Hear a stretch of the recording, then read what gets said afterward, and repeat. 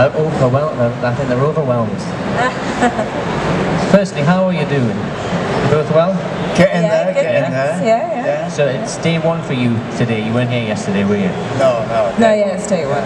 Okay, how are you finding it so far? Oh, it's, well, I don't know how anybody finds their way anywhere. It's huge, isn't it? It is. I've never been in here before. You forget you're on one side of the building. And It all looks the same as well. I thought if it's alright with you, before we go into the sort of the who questions, we would do a little bit of getting to know you, find a little bit more about David and Claudia.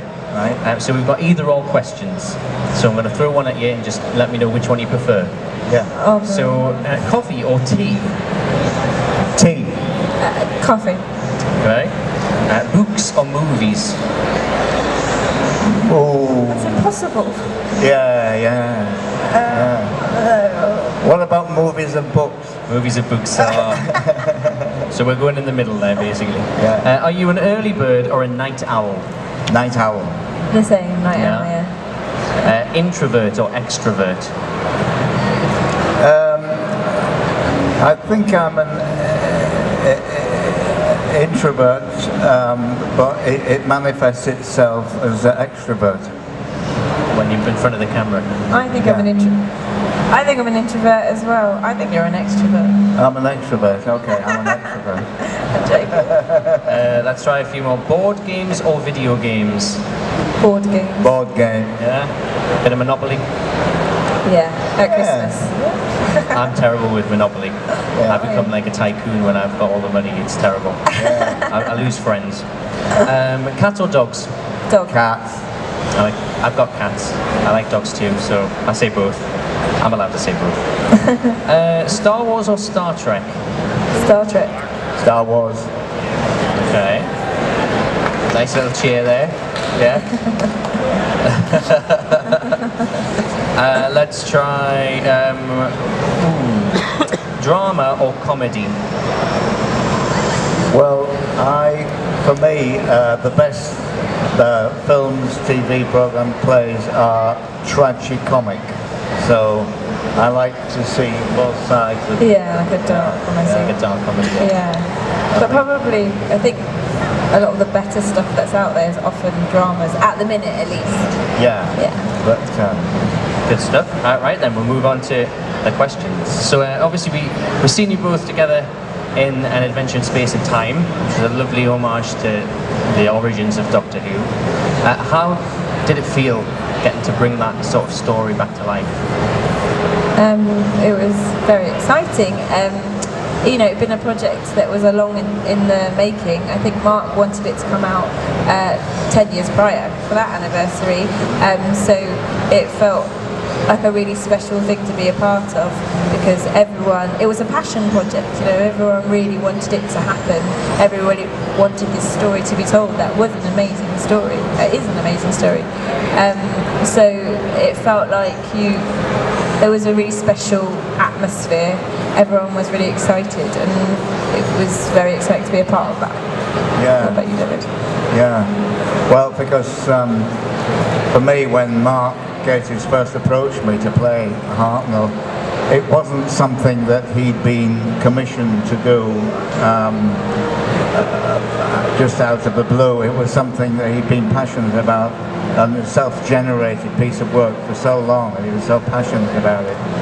And as soon as he asked me, I didn't even want to read a script or talk about it. I just said, yes please, you say when, and that's because I knew I picked up on his enthusiasm and passion for the subject matter, and particularly the nature of the actor, William Hartnell, who I didn't know anything about his personal life, or I'd only seen him in Doctor Who. I remember the original.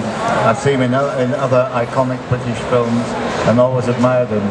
But then the more I got to study him and his life on screen and off screen, that I realised I was dealing with someone who was a very enigmatic, complicated human being, and they're the best ones to play, aren't they? Really, yeah. the more layers of personality you find in something, then for an actor, that's when it gets really interesting.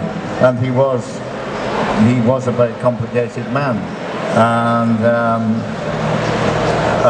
but just happened to be a brilliant actor. So for me, it was a labour of love just getting into that world.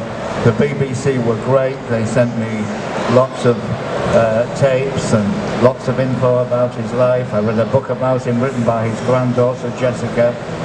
And so when you're armed with that much information, it makes the job much more fun, because you can keep on finding out new things about the character. But in the end, all you can play is what is on the page. And on the page, Mark had written this wonderful drama. Whether you're interested in Doctor Who or not, I think people would have found it fascinating as the process of getting a program, an iconic program, off the ground. And a lot of people, myself included, didn't know how it very nearly didn't happen. And it was only through the tenacity of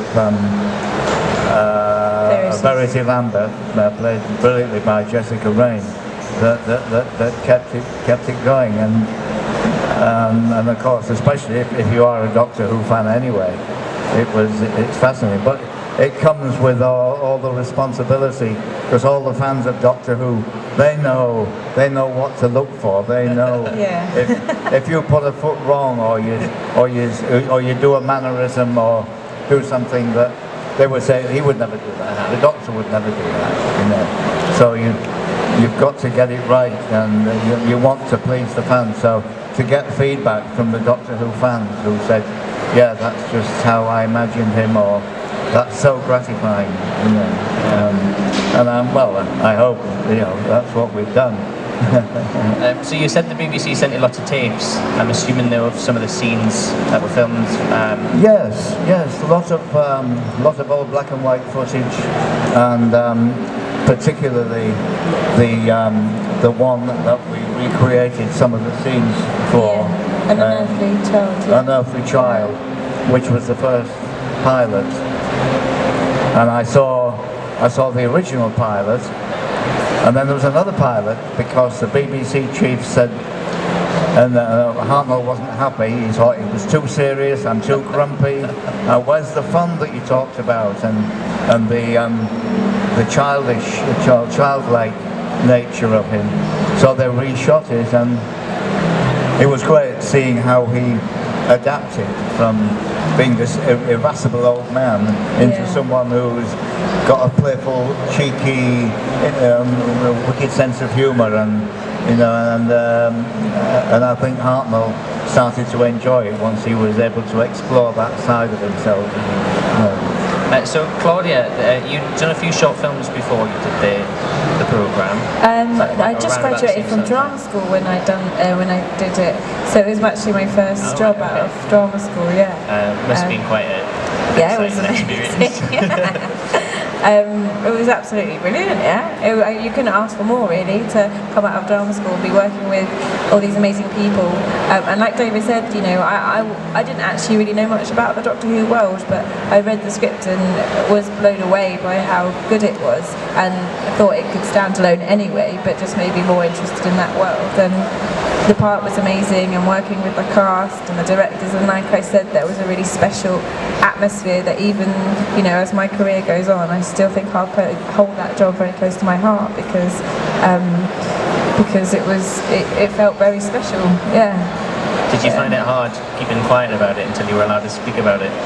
I seem to always get involved in jobs that you can't talk about. Signed all these pages, can't say anything. Can't post pictures of me in my costume. No, I know, it's so hard. But then you just have to gossip with everyone else in the cast about it. So we have to talk about Christmas. We now know that you're actually playing the first Doctor in canon of Doctor Who, which was really exciting to hear. How does it feel, although you were part of Doctor Who in terms of that drama story, how does it feel being part of Who canon now? Yeah, well, it's a little bit different from, although we're recreating little bits of an earthly child in Adventure in Space and Time. But it wasn't so much about the character of Doctor Who, it was about the actors being part of the creative process of something that we now know would go on for 50 years and about the making of. But to be actually playing the Doctor, not the actor, is very different. It brings along its own responsibilities, and you want to get the Doctor right. So when you capture an element of the character, and the fans say, yeah, that's just what it was like. Again, if they approve of it and say that's just how I imagined it, we'll have to wait and see, because I've only seen the trailer, and most of it I haven't seen any more footage, so I'll be watching it along with everybody else, and hoping that the fans will love it. But it was, I must say, one of the great pleasures of my life, working with Peter Capaldi and Mark Gatiss and Pearl on that. You know, it was just a real treat. And again, you have no idea what something's going to look like until it's all put together. It's out of your hands. You do the best job you can, and assume that the director and the editor. But I felt we were in really good hands, because Stephen Moffat wrote a brilliant, what a wonderful idea to bring these two characters from a different age together. I mean, that's a drama in itself, whether it's Doctor Who or not. When you bring these three together, it's bound to provide some conflict. It's nice as well because Peter Capaldi was a fan himself, so it's nice that he gets to act along his first Doctor that he'd seen on TV as well. Yes, so yes, that's right. A fanboy moment for him. Yeah. In terms of the first Doctor's storyline, this meeting takes place at the Doctor's last adventure before he regenerates into Patrick Troughton. Yes. Is there a possibility we might have something like that happen? Well, like a thing to continue playing it. You know, it's a great character. Well, there's always Big Finish as well. Two of you could. Yes. That. Well, that's what we've been doing. Yeah. It was a great reason for us to get back together again as well with the other members of the cast, and we had a really good few days, didn't we? Yeah, it was so much fun. Yeah, really exciting to go on lots of other adventures. Do we have any release dates for any of that yet, or is it next? Beginning of January, I'm pretty sure. Release dates, beginning of January, I'm pretty sure. Yeah. So I think it's sometime shortly after the Christmas one. So. Yeah. Cool.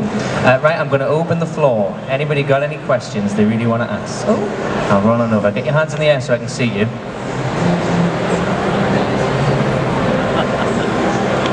Hi Dave, hi Claudia. Hiya. I just want to ask both of you, there have been many actors who've played the Doctor over the years. For both of you, which one's your favourite? Oh God. Because he had the right level of strength, and he was quite forceful, and yet quite fish sense of humour, and he looked great. I just loved the scarf and the hair and everything. Yes, probably. But I did like all the early ones, and John Pertwee as well. I just love the ones that have got the most eccentricity about them, and yet they're not all seeing, all powerful. They're very, very vulnerable. I think you've got to believe that maybe the Doctor might fail on this thing. He's not Superman. And occasionally he shows his weak side, or his confused side, or he's pretending he knows exactly what to do, but he doesn't. And I like that vulnerability in the Doctor. Oh, I'm not as old as David, so I don't. I'm going to say William Hartnell because I'm sat next to David. Yeah. Out of all the characters that you've portrayed, what has been your favourite character to play? I think it, but yeah, that this just for the fact that it's Doctor Who, and when I was a young kid, I never imagined I would be in it, let alone be the Doctor. Now I can say I've been the Doctor, so that's great, isn't it? And maybe see you somewhere down the line, mate.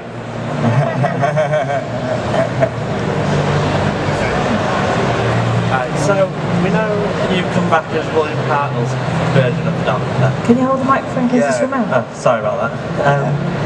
Yeah, so you've come back as William Hartnell's version of the Doctor. Is there any possibility of you coming back as Susan? I would absolutely love to. I don't know if there's any possibility, but if you can make it possible, I'll do it. I've always said Susan needs to make a reappearance at Doctor Who anyway. Okay, we will start a campaign, that'd be excellent. Claudia for Susan. Anybody else got any questions? Put your hands nice and high so I can see you. Over there, yeah. I'll try and get through as quick as I can.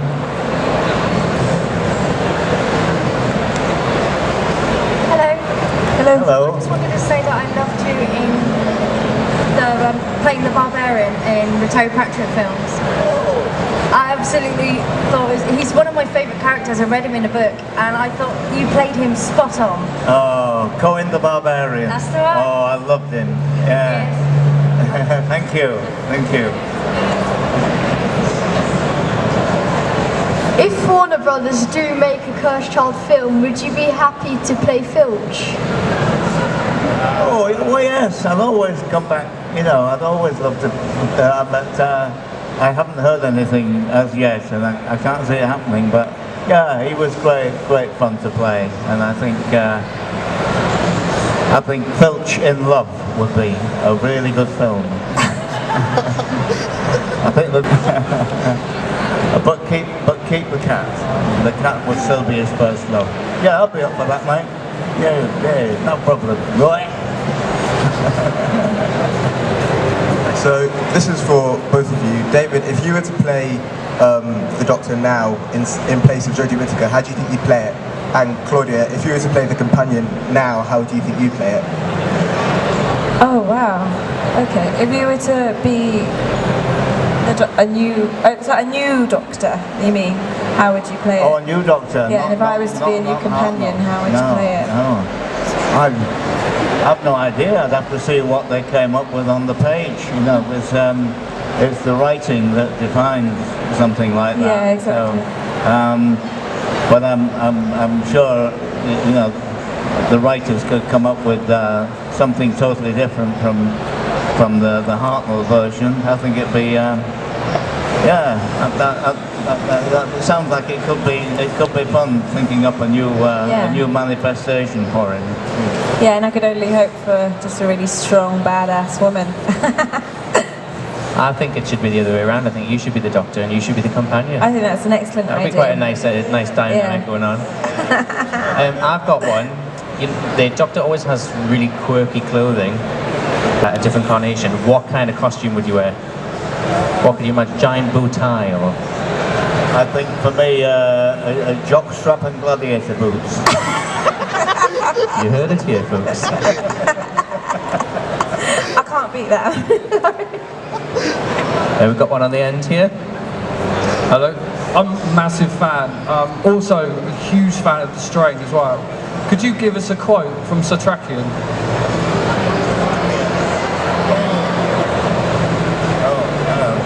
I'm trying to think of something. Do your rap. I want you to know I am not a number anymore. Thank you very much. That was my last line. I know, it was so sad, but it was also when you chopped his head off. Thank you. Thank you. Anybody else got any questions? Last chance to throw some questions out there. Hello, David. Hiya. You said you remember watching an unearthly child when you were doing your studying. Is there any other story that you remember when you were studying the character?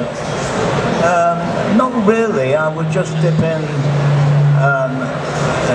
they sent me several DVDs, and there's lots of stuff on YouTube. There's a particular one where it's called Billy Fluffs. Have you seen it?